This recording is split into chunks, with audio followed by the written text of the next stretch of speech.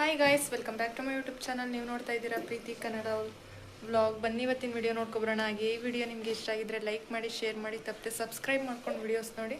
ಹಾಗೆ ಯಾರೆಲ್ಲ ಹಿಂದಿನ ವಿಡಿಯೋಸ್ ನೋಡಿಲ್ಲ ನೋಡಿ ಸಪೋರ್ಟ್ ಮಾಡಿ. ಬನ್ನಿ ಇವತ್ತಿನ ವಿಡಿಯೋ ನೋಡ್ಕೊಬರೋಣ. ಇದು ಬಂದು ಶುಕ್ರವಾರದ ವಿಡಿಯೋ. ಅವತ್ತು ಬೇಗ ಕೆಲಸ ಎಲ್ಲ ಮುಗಿಸೋಣ ಅಂತ ಅಂದ್ಬಿಟ್ಟು ನೆಲ ಒರೆಸ್ತಾ ಇದ್ದೀನಿ. ಹಾಗೆ ನಮ್ಮ ಹುಡುಗರು ಸ್ಕೂಲ್ಗೆ ಹೋದರು. ಯಾಕಂದರೆ ಅವ್ರು ಹೋದಾಗಲೇ ನಾನು ಕೆಲಸ ಮಾಡ್ಕೊಳಕ್ಕಾಗೋದು. ಅದಕ್ಕೂ ಮುಂಚೆಗೆ ಏನಾದರೂ ಮಾಡಿರೋ ಥರ ಇರಲ್ಲ, ಆ ಥರ ಗಲೀಜು ಮಾಡಿಬಿಡ್ತಾರೆ. ಆಮೇಲೆ ಈ ಸಮಾಧಾನನೇ ಇರಲ್ಲ, ಅಷ್ಟು ಗಲೀಜು ಮಾಡಿಬಿಡ್ತಾರೆ. ಅದಕ್ಕೆ ಎಲ್ಲ ಒಂದೇ ಸರಿ ಅವ್ರು ಹೋದ್ಮೇಲೆ ಕ್ಲೀನ್ ಮಾಡ್ಕೊಳೋಣ ಅಂತ ಅಂದ್ಬಿಟ್ಟು ಎಲ್ಲ ಕಸ ಎಲ್ಲ ಹೊಡೆದ್ಬಿಟ್ಟು ಬೇಗ ಬೇಗ ನೆಲ ಒರೆಸ್ಕೊತಾ ಇದ್ದೆ. ಯಾಕಂದರೆ ಮಾಡಿದ್ರೂ ವೇಸ್ಟ್ ಆಗುತ್ತೆ. ನಾನು ಅದಕ್ಕೆ ಮುಂಚೆಗೇ ಒರ್ಸೋಕ್ಕೆ ಹೋಗಲ್ಲ. ಆಮೇಲೆ ಅವ್ರು ಹೋದ್ಮೇಲೆ ಎಷ್ಟೊತ್ತು ಬೇಗ ಕೆಲಸ ಎಲ್ಲ ಮುಗಿಸ್ಕೋಬೋದು ಅಂತ ಅಂದ್ಬಿಟ್ಟು ಅವ್ರು ಹೋದ್ಮೇಲೆ ಮಾಡ್ಕೊತೀನಿ. ಇದು ಶುಕ್ರವಾರ ಟೈಮಿಂಗ್ಸ್ ಬಂದು ಆಲೇ 10 ಗಂಟೆ ಆಗಿತ್ತು. ಅದಕ್ಕೆ ಬೇಗ ಬೇಗ ಎಲ್ಲ ಒರೆಸ್ಕೊತಾ ಇದ್ದೆ. ಅವತ್ತು ನೀರು ಬೇರೆ ಬಿಟ್ಟಿದ್ರು. ಹಾಗೆ ಬಟ್ಟೆಗೂ ಒಂದು ಕಡೆ ಮಿಷಿನ್ಗೆ ಹಾಕ್ಕೊಂಡು ಒಂದು ಕಡೆ ನೆಲನೂ ಒರೆಸ್ಕೊತಾ ಇದ್ದೆ. ಈ ನೀರು ಬಿಟ್ಟಿದ್ದಿನ ಡಬಲ್ ಕೆಲಸ ನನಗೆ. ಒಂದು ಕಡೆ ನೀರು ನೋಡೋದೇ ಆಗುತ್ತೆ ಮತ್ತು ಈ ಕಡೆ ಮನೆ ಕೆಲಸನೂ ಆಗೋಲ್ಲ ಬೇಗ ಬೇಗ.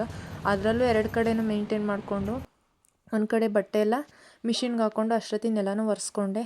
ಆಮೇಲೆ ಬಟ್ಟೆ ಆಯಿತು, ಬಟ್ಟೆನೂ ಮಿಷಿನಲ್ಲಿ ಹಾಕ್ತಾಯಿದ್ವು. ಹಾಗೆ ಒಳಗಡೆ ಎಲ್ಲ ಸಾರಿಸಿದ್ದು ಆಯಿತು. ಹಾಗೆ ಅರಿಶಿನ ಕುಂಕುಮ ಇಟ್ಕೊಬಿಡೋಣ ಆಚೆ ಅಂತ ಅಂದ್ಬಿಟ್ಟು ಇಡ್ತಾ ಇದ್ದೆ. ಮತ್ತು ಆಚೆ ಕಲ್ಲು ಅಷ್ಟೇ ಒಂದಿನ ಮುಂಚೆಲೇ ತೊಳೆದ್ಬಿಡ್ತೀವಿ. ಯಾಕಂತಂದರೆ ಅದು ಸ್ವಲ್ಪ ಲೇಟ್ ಆಗುತ್ತೆ ಬ್ರಷಲ್ಲಿ ಉಜ್ಜೋದ್ರಿಂದ. ಅದಕ್ಕೆ ಒಂದಿನ ಬೇಗನೆ ತೊಳ್ಕೊಬಿಡ್ತೀವಿ. ಅದರಲ್ಲೂ ಈಗ ಮಳೆಗಾಲದಲ್ಲಿ ಅದು ಮುಂದೆ ಸ್ವಲ್ಪ ಮಣ್ಣಿಂದು ಜಾಗ ಇರೋದ್ರಿಂದ ನಾವು ಎಷ್ಟೇ ಬ್ರಷಲ್ಲಿ ಉಜ್ಜಿ ಕ್ಲೀನ್ ಮಾಡಿದ್ರು ಅಷ್ಟೇ, ಅದು ಸ್ವಲ್ಪ ಮಳೆ ಬಂದರೂ ಅಷ್ಟೇ ಹೆಜ್ಜೆ ಮಾಡ್ಕೊಂಬಂದು ಇಲ್ಲೆಲ್ಲ ತುಳಿದಾಡ್ಬಿಡ್ತಾರೆ. ತಿರ್ಗಾ ಮತ್ತೆ ಕಲ್ಲು ಹಂಗೆ ಕಾಣಿಸ್ತವೆ, ತೊಳೆದ್ರೂ ತೊಳ್ದಂಗೆ ಕಾಣಿಸಲ್ಲ. ಅದಕ್ಕೆ ಏನೋ ನಾವು ಮಾಡೋದೈತಲ್ಲ ಅಂತ ಅಂದ್ಬಿಟ್ಟು ವಾರದ ಟೈಮಲ್ಲಿ ಆ ಥರ ಇದು ಕ್ಲೀನ್ ಮಾಡಲಿಲ್ಲ ಅಂದರೆ ಸಮಾಧಾನನೇ ಇರಲ್ಲ. ಅದಕ್ಕೆ ಒಂದಿನ ಮುಂಚೆಗೆ ನೈಟ್ ಹೊತ್ತು ಕಲ್ಲು ತೊಳೆದು ಬಿಟ್ಕೊತೀವಿ. ಆಮೇಲೆ ಒಳಗಡೆದೆಲ್ಲ ಕ್ಲೀನ್ ಮಾಡ್ಕೊತೀನಿ. ಹಾಗೆ ಹೊಸ್ಲು ಎಲ್ಲ ಒರೆಸ್ಬಿಟ್ಟು ಅರಿಶಿನ ಕುಂಕುಮ ಇಟ್ಟು ಸ್ವಲ್ಪ ರಂಗೋಲಿ ಬಿಟ್ಬಿಟ್ಟು ಇಲ್ಲೇ ನಮ್ಮ ಗಿಡದಲ್ಲೇ ಅರಳಿದ್ವು ಇವು ಸುನಾಮಿ ಗುಲಾಬಿ. ಹಾಗೆ ಕಿತ್ಕೊಂಡೋಗಿ ಇಡ್ತಾಯಿದ್ದೀನಿ. ಈಗ ಕಮ್ಮಿ ಆಗಿಬಿಟ್ಟೈತೆ. ಸ್ಟಾರ್ಟಿಂಗು ಚಿಗುರಿದಾಗ ಸಿಕ್ಕಾಬಿಟ್ಟೆ ಹೂವು ಬಿಡ್ತು. ಒಂದೇ ಗಿಡ ಇರೋದು, ಹೆಚ್ಚು ಕಮ್ಮಿ 1/4 kg ಅರ್ಧ kg ಹೂವು ಅದೊಂದು ಗಿಡದಲ್ಲೇ ಸಿಕ್ತಿತ್ತು. ಈಗ ಸ್ವಲ್ಪ ಎಲ್ಲ ಕಮ್ಮಿ ಆಗಿಬಿಟ್ಟವೆ. ಅದು ಬೇರೆ ನೀರು ಜಾಸ್ತಿ ಆಯಿತು ಅನಿಸ್ತೈತೆ. ಎಲೆ ಎಲ್ಲ ಉದುರೋಗ್ತಾವೆ ನೋಡಿ. ಕಿತ್ಕೊಂಬಂದಿಟ್ಟೆ. ಸ್ವಲ್ಪ ನೀಟಾಗಿ ಎಲ್ಲ ಕ್ಲೀನ್ ಮಾಡಿ ಇಟ್ಕೊಂಡ್ರೆ ಇನ್ನೂ ದಪ್ಪನೇ ಬರ್ತಾವೆ ಹೂವು.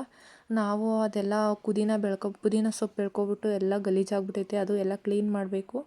ಹಾಗೆ ನೋಡಿ ಎಲ್ಲ ರೆಡಿ ಮಾಡಿಕೊಂಡು ಈ ಥರ ಸಾರಿಸಿ ಕ್ಲೀನ್ ಮಾಡಿಕೊಂಡೆ. ಹಾಗೆ ನಾನು ಇಲ್ಲಿ ವಾಯ್ಸ್ ಕೊಡ್ತಾಯಿದ್ದೀನಿ. ನನ್ನ ಮಗಳು ಆಚೆ ಸೌಂಡ್ ಮಾಡ್ತಾನೆ ಇವಳೆ. ವಾಯ್ಸ್ ಕೊಡೋದು ಅಂದರೆ ಈಗ ಇದೇ ಹಿಂಸೆ, ಕೇಳಿಸ್ಕೊತಾ ಇರ್ಬೋದು. ಅವಳು ಆಲೆ ಸೀರೆ ಹಾಕ್ಕೊಂಡು ಮೇಡಮ್ಮು ಇದು ಮಾಡ್ತಾರಲ್ಲ ಆ ಥರ ಪಾಠ ಮಾಡ್ತಾವಳು ಆಚೆ. ಹಾಗೆ ನಾನು ಸ್ನಾನಕ್ಕೆ ಹೊರಟ್ಬಿಟ್ಟು ಬೇಗ ಸ್ನಾನನೂ ಮಾಡ್ಕೊಬಂದ್ಬಿಡೋಣ. ಅಷ್ಟರಲ್ಲಿ ಮಧ್ಯಾಹ್ನ ಆದರೆ ಮಾಡೋಕ್ಕಲ್ಲ ಅಂತ ಅಂದ್ಬಿಟ್ಟು ಸ್ನಾನನೂ ಮಾಡ್ಕೊಂಬಂದು ಮಿಷಿನ್ನು ಸ್ವಲ್ಪ ಎಲ್ಲ ಆಚೆ ತೆಗೆದು ಒಣಗಾಕ್ಬಿಟ್ಟು ಇನ್ನೂ ಸ್ವಲ್ಪ ಇದ್ವಲ್ಲ ಅವನ್ನ ಮಿಷಿನ್ಗೆ ಹಾಕ್ಕೊಂಡೆ. ಅಷ್ಟರಲ್ಲಿ ರೆಡಿ ಆಗಿಬಿಟ್ಟು ನನ್ನ ಕೂದಲು ಎಷ್ಟು ದಪ್ಪ ಉದ್ದ ಇದ್ವು ಅಂತಂದರೆ ಅದು ಯಾಕೋ ಗೊತ್ತಿಲ್ಲ, ನಮ್ಮ ಡಿಂಪು ಹುಟ್ಟಿದ ಮೇಲೆ ಎಲ್ಲ ಫುಲ್ಲು ಉದ್ರೋಗ್ಬಿಟ್ವು ನನಗೆ. ಒಂದು ಸರಿ ಇದರಲ್ಲಿ ವಿಕೇರಲ್ಲಿ ತೋರ್ಸೋಣ ಅಂತ ಹೋಗಿದ್ವಿ, ಟ್ರೀಟ್ಮೆಂಟ್ ತಗೋಣ ಅಂತ ಅಂದ್ಬಿಟ್ಟು. ನನ್ನ ಟ್ರೀಟ್ಮೆಂಟ್ ಬಂದು 58,000 ಎಷ್ಟೋ ಹೇಳಿದ್ರು. ಅದಕ್ಕೆ ನಾನು ವಾಯ್ಸ್ ಕೊಡೋಕ್ಕೆ ಬಿಡ್ತಾಯಿಲ್ಲ, ಅಷ್ಟು ಡಿಸ್ಟರ್ಬ್ ಮಾಡ್ತಾವಳು ನನ್ನ ಮಗಳು. ಅದೇ ವಿಕೇರಲ್ಲಿ ನಾನು ಟ್ರೀಟ್ಮೆಂಟ್ಗೆ ಹೋಗಿದ್ನಲ್ಲ, ಆವಾಗ 8 ಮಂತ್ಸು ಟ್ರೀಟ್ಮೆಂಟ್ ತೊಗೋಬೇಕು ಅಂತ ಹೇಳಿದರು. ಯಾಕಂದರೆ ನಮ್ಮ ಬ್ಲಡ್ಡಲ್ಲೇ ಅವರು ಟ್ರೀಟ್ಮೆಂಟ್ ಕೊಡೋದಂತೆ. ನಮ್ಮ ಬ್ಲಡ್ಡು ತೊಗೊಂಡು ಅದರಲ್ಲಿ ಟ್ರೀಟ್ಮೆಂಟ್ ಕೊಡ್ತಾರಂತೆ. ಡಿಂಪು ಸುಮ್ಮನಿರು ಡಿಂಪು, ಇಲ್ಲಿ ವಾಯ್ಸ್ ಕೊಡ್ತಾಯಿಲ್ವ ನಾನು? ಸೈಲೆಂಟಾಗಿರು.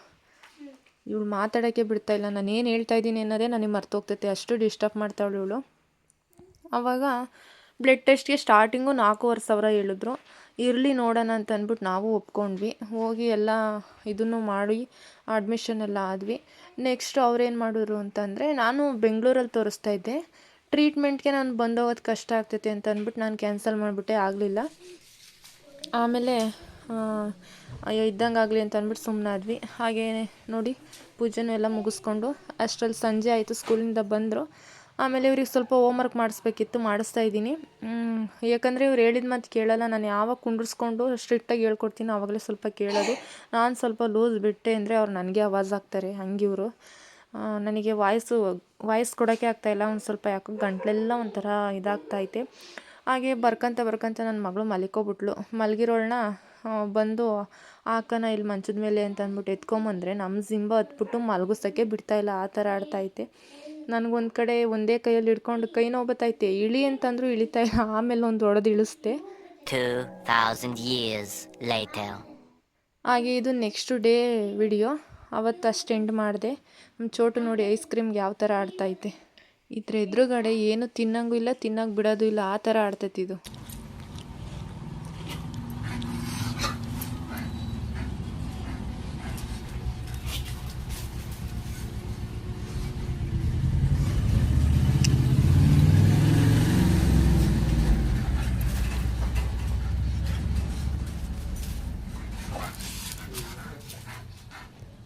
ಹಾಕಿರ ಅನ್ನ ತಿಂದೇ ಇಲ್ಲ ನೋಡಿ, ನೀರು ಚೆಲ್ಲೈತೆ ಅದ್ರೊಳಕ್ಕೆ.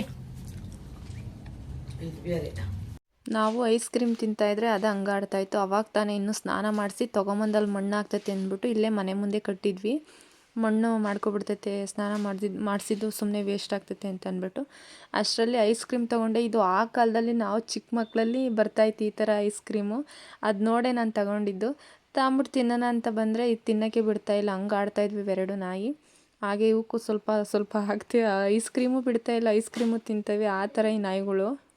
ಹಾಗೆ ಐಸ್ ಕ್ರೀಮ್ ತಿಂದ್ಬಿಟ್ಟು ಈ ಕಡೆ ಮನೆ ಸೈಡ್ ಗಿಡಗಳು ಹಾಕಿದ್ದೀವಲ್ಲ, ಅವಾಗ ತಾನೇ ಮಳೆ ಬಂದಿತ್ತು. ನಾನು ನೋಡೋಣ ಅಂತ ಬಂದೆ. ಹೂವನೂ ಗುಲಾಬಿ ಹೂವು ಚೆನ್ನಾಗಿ ಅರಳಿದ್ವು. ಹಾಗೆ ಇದ್ರದ್ದೊಂದು ವಿಡಿಯೋ ಇರಲಿ ಅಂತ ಮಾಡ್ಕೊತಾ ಇದ್ದೆ. ಅದೇ ವಿಡಿಯೋನ ಇನ್ಸ್ಟಾಗ್ರಾಮಲ್ಲಿ ಹಾಕಿದ್ದೀನಿ. ನನ್ನ ಅಕೌಂಟ್ ನೇಮ್ ಬಂದು UGC ಪ್ರೀತಿ ಅಂತ, ಬೇಕಾದರೆ ಹೋಗಿ ಚೆಕ್ ಮಾಡಿ. ಎಷ್ಟು ರೀಚ್ ಸಿಕ್ಕೈತೆ ಅಂದರೆ ಈ ಒಂದು ವಿಡಿಯೋದಿಂದ, ಅಂದರೆ ರೋಸಿಂದ ಹಾಕಿದ್ದೀನಿ. ಸಿಕ್ಕಾಬಟ್ಟೆ ವ್ಯೂಸ್ ಹೋಯ್ತು. ಹೆಚ್ಚು ಕಮ್ಮಿ 1,00,000 ದಾಟೈತೆ ವ್ಯೂಸು. ನನಗೆ ಖುಷಿನೇ ಆಗೋಯ್ತು. ಮತ್ತು ಅದರಿಂದ 60 ಜನ ಫಾಲೋವರ್ಸ್ ಯಾವ ಥರ ಬಂದರು ಅಂದರೆ, ಏನೊಂದು ಸರಿ ನಾನು ಇನ್ಸ್ಟಾಗ್ರಾಮ್ ಓಪನ್ ಮಾಡಿ ಕ್ಲೋಸ್ ಮಾಡಿ ಓಪನ್ ಮಾಡೋ ಅಷ್ಟರಲ್ಲಿ 10 ಜನ 11 ಜನ ಫಾಲೋವರ್ಸ್ ಬಂದಿರೋರು. ಅಷ್ಟು ಖುಷಿ ಆಯಿತು ನನಗೆ ನಿಜವಾಗ್ಲೂ. ಆ ಥರ ವ್ಯೂಸ್ ಏನಾದರೂ ನನ್ನ ಯೂಟ್ಯೂಬಲ್ಲಿ ಬಂದಿದ್ದರೆ ನಿಜವಾಗ್ಲೂ ಇಷ್ಟೊತ್ತಿ ಮಾನಿಟೈಸನ್ನೇ ಆನ್ ಆಗಿರೋದು. ನಾನು ಅಂದ್ಕೊತೀನಿ ಏನೋ ಇನ್ಸ್ಟಾಗ್ರಾಮಲ್ಲಿ ಫೇಮಸ್ ಇದ್ದರೆ ಮಾತ್ರ ಯೂಟ್ಯೂಬಲ್ಲಿ ಬೇಗ ರಿಕವರಿ ಆಗೋದು ವ್ಯೂಸು. ಯೂಟ್ಯೂಬಲ್ಲಿ ಯಾರು ಫೇಮಸ್ ಆಗಿರ್ತಾರೋ ಅವ್ರು ಇನ್ಸ್ಟಾಗ್ರಾಮಲ್ಲಿ ಯಾರು ಫೇಮಸ್ ಆಗಿರ್ತಾರೋ ಅವರು ಡೈರೆಕ್ಟು ಯೂಟ್ಯೂಬ್ ಮಾಡಿದ್ರೆ ನಿಜವಾಗ್ಲೂ ಸಬ್ಸ್ಕ್ರೈಬರು ಬರ್ತಾರೆ, ವ್ಯೂಸು ಬರ್ತಾರೆ. ನಾವೇನು ಇನ್ಸ್ಟಾಗ್ರಾಮಲ್ಲೂ ಏನೂ ಇಲ್ಲ, ಬೇರೆ ಎಲ್ಲೂ ಕಾಣಿಸ್ಕೊಂಡಿಲ್ಲ, ನಾವು ಡೈರೆಕ್ಟು ಯೂಟ್ಯೂಬ್ ಮಾಡ್ತೀವಿ ಅಂದರೆ ಸ್ವಲ್ಪ ಕಷ್ಟನೇ ಐತೆ ಯೂಟ್ಯೂಬಲ್ಲಿ. ನಿಜವಾಗ್ಲೂ ಇದು ನಿಜವಾಗ್ಲೂ ಸತ್ಯ. ಕೆಲವೊಬ್ಬರಿಗೆ ಅನುಭವನೂ ಆಗೈತೆ. ನಾನು ಅಷ್ಟೇ. ನಾನು ಇನ್ಸ್ಟಾಗ್ರಾಮು ಡೌನ್ಲೋಡ್ ಮಾಡಿಕೊಂಡು ಅದು ಕ್ರಿಯೇಟ್ ಮಾಡಿಕೊಂಡು ಹೆಚ್ಚು ಕಮ್ಮಿ 4 ವಾರ ಆಯಿತು. 4 ವಾರದಲ್ಲಿ 200 ಫಾಲೋವರ್ಸ್ ಇದ್ದಾರೆ. ಈಗ ನಾನು ಯೂಟ್ಯೂಬಲ್ಲಿ ನಾನು ನಾನು ರೀಚ್ ಕಾಣಬೇಕು ಅಂದ್ರೆ ಆಗಲ್ಲ, ಯಾಕಂದರೆ ನಾನು ಯಾವುದ್ರಲ್ಲೂ ಕಾಣಿಸ್ಕೊಂಡಿಲ್ಲ. ಈಗ ನಾನು ಸ್ಟಾರ್ಟ್ ಮಾಡಿರೋದ್ರಿಂದ ಸ್ವಲ್ಪ ನನಗೆ ವ್ಯೂಸು ಕಡಿಮೆನೇ. ನಾನು ಹೇಳ್ತಾ ಇರೋದೊಂದು, ಯಾರು ಇನ್ಸ್ಟಾಗ್ರಾಮಲ್ಲಿ ಫೇಮಸ್ ಆಗಿರೋ ಅವರು ಯೂಟ್ಯೂಬ್ ಸ್ಟಾರ್ಟ್ ಮಾಡಿದ್ರೆ ನಿಜವಾಗ್ಲೂ ಬೇಗ ಯೂಟ್ಯೂಬ್ ಮಾನಿಟೈಸನ್ ಮಾಡ್ಕೋಬೋದು. ಅದರಿಂದ ಅನುಕೂಲನೂ ಇದೆ. ಅದಕ್ಕೆ ನನಗೆ ಬೇಜಾರಾಗ್ಬಿಟ್ಟು ವೀಡಿಯೋಗಳೇ ಮಾಡ್ತಾ ಇರಲಿಲ್ಲ. ಆಮೇಲೆ ನಿಧಾನ ಕೂತ್ಕೊಂಡು ಯೋಚನೆ ಮಾಡಿದೆ. ಇವತ್ತು ನಾವು ಒಂದೊಂದು ವ್ಯೂಸ್ಗೂ ನಿಜವಾಗ್ಲೂ ಎಷ್ಟು ಕಷ್ಟಪಡ್ತೀವಿ ಅಂತಂದರೆ, ಈ ಒಂದು ವೀಡಿಯೋ ಒಂದೇ ವ್ಯೂಸ್ ಬರಲಿ ಬಿಡ್ರಿ, ಮುಂದೆ ವೀಡಿಯೋ ಆಗ್ತಾ ವ್ಯೂಸ್ ಬಂದೇ ಬರುತ್ತೆ. ಅದೇ ಥರ ನಾನು ಸ್ಟಾರ್ಟಿಂಗ್ ಇನ್ಸ್ಟಾಗ್ರಾಮು ಡೌನ್ಲೋಡ್ ಮಾಡ್ಕೊಂಡು ಕ್ರಿಯೇಟ್ ಮಾಡಿದಾಗಲೂ ಅಷ್ಟೇ, ಫಾಲೋವರ್ಸ್ ಕಮ್ಮಿ ಇದ್ದರು. ಯಾವುದೋ ಒಂದು ವೀಡಿಯೋ ಸಕ್ಸಸ್ ಆಗೋದಕ್ಕೆ ಫಾಲೋವರ್ಸ್ ಬೇಗ ಬಂದರು. ಅದೇ ಥರ ಯೂಟ್ಯೂಬಲ್ಲೂ ಅಷ್ಟೇ. ಒಂದು ವೀಡಿಯೋಗೆ 10-20 ವ್ಯೂಸ್ ಬರ್ತಾವೆ ಅಂತಂದರೆ ಅದು ನಮಗೆ ಸ್ಟಾರ್ ಇದ್ದು ಯಾವುದಾದ್ರೂ ಒಂದು ವೀಡಿಯೋ ಕ್ಲಿಕ್ ಆದರೂ ಸಾಕು, ಸಬ್ಸ್ಕ್ರೈಬರು ಬರ್ತಾರೆ ಮತ್ತು ವ್ಯೂಸು ಬರುತ್ತೆ ಅಂತ ಅಂದ್ಕೊಂಡು ಆಮೇಲೆ ವೀಡಿಯೋಗೆ ಬೇಜಾರು ಮಾಡ್ಕೊಳೋದು ಬೇಡ, ಇನ್ಮೇಲೆ ಮಾಡೋಣ ಅಂತ ಅಂದ್ಬಿಟ್ಟು ನಾನು ವೀಡಿಯೋ ಸ್ಟಾರ್ಟ್ ಮಾಡಿದೆ. ಹಾಗೆ ಶನಿವಾರ ಸಂಜೆ ಚಿಕನ್ ತೊಗೊಂಬಂದು ಕೊಟ್ಟರು. ಹಾಗೆ ಚಿಕನ್ಗೆಲ್ಲ ರೆಡಿ ಮಾಡಿಕೊಂಡು ಒಗ್ಗರಣೆಗೆ ಎಣ್ಣೆ, ಸ್ವಲ್ಪ ಶುಂಠಿ ಬೆಳ್ಳುಳ್ಳಿ ಪೇಸ್ಟು, ಅರಿಶಿನ ಹಾಕ್ಬಿಟ್ಟು ಅದನ್ನು ಸ್ವಲ್ಪ ಸ್ಮೆಲ್ಲೆಲ್ಲ ಹೋಗೋವರೆಗೂ ಹುರಿದ್ಬಿಟ್ಟು ಅದರಲ್ಲಿರೋ ನೀರೆಲ್ಲ ಹಿಂಗೋಗಬೇಕು. ಯಾಕಂದರೆ ಓಪನ್ನಲ್ಲೇ ಬೇಯಿಸ್ಕೋಬೇಕು, ಕ್ಲೋಸ್ ಮಾಡಿ ಬೇಯಿಸ್ಕೋಬಾರ್ದು. ಹಾಗೆ ಉಪ್ಪು ಹಾಕಬೇಕು, ಉಪ್ಪೆಲ್ಲ ಪೀಸ್ಗೆ ಹಿಡಿಯುತ್ತೆ. ಹಾಗೆ ಒಂದು ಕಡೆ ಖಾರಕ್ಕೂ ಎಲ್ಲ ರೆಡಿ ಮಾಡಿಬಿಟ್ಟು ರುಬ್ಬಿಟ್ಟು ಹಾಕಿದೆ ಹಸಿ ಖಾರನ. ಆಮೇಲೆ ನಾವು ಮನೇಲಿ ಸಾಂಬಾರು ಪುಡಿ ಮಾಡ್ಕೊಂಡಿದ್ದೀವಲ್ಲ ಅದು ಹಾಕ್ಬಿಟ್ಟು ಮುಚ್ಚಿಬಿಟ್ಟು ಕ್ಲೋಸ್ ಮಾಡಿದೆ.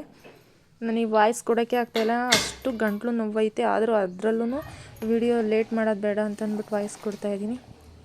ಆಮೇಲೆ ರೆಡಿನೂ ಆಯಿತು ಚಿಕನ್ ಸಾಂಬಾರು. ಹಾಗೆ ಮುದ್ದೆಗೂ ಒಂದು ಕಡೆ ಮುದ್ದೆನೂ ಮಾಡಿಟ್ಟು ರೈಸು ಮಾಡಿಟ್ಟಿದ್ದೆ ಆಲೆ. ನೋಡಿ ಈ ಥರ ಬಂದಿದೆ. ಅದು ಆರ್ತಾ ಗಟ್ಟಿ ಬರ್ತೈತೆ. ಸ್ಟಾರ್ಟಿಂಗ್ ನಾವು ಓಪನ್ ಮಾಡಿದ ತಕ್ಷಣ ಬೇಗೆ ಒಂಥರ ನೀರು ಥರ ಕಾಣಿಸ್ತೈತೆ. ಈ ವಿಡಿಯೋ ಇಲ್ಲಿಗೆ ಎಂಡ್ ಮಾಡ್ತಾಯಿದ್ದೀನಿ. ಈ ವಿಡಿಯೋ ನಿಮ್ಗೆ ಇಷ್ಟ ಆಗಿದ್ರೆ ಲೈಕ್ ಮಾಡಿ, ಶೇರ್ ಮಾಡಿ, ತಪ್ಪದೆ ಸಬ್ಸ್ಕ್ರೈಬ್ ಮಾಡ್ಕೊಂಡು ವೀಡಿಯೋಸ್ ನೋಡಿ. ನಾನು ಸಿಗ್ತೀನಿ ಮತ್ತೊಂದು ವಿಡಿಯೋದಲ್ಲಿ. Thank you.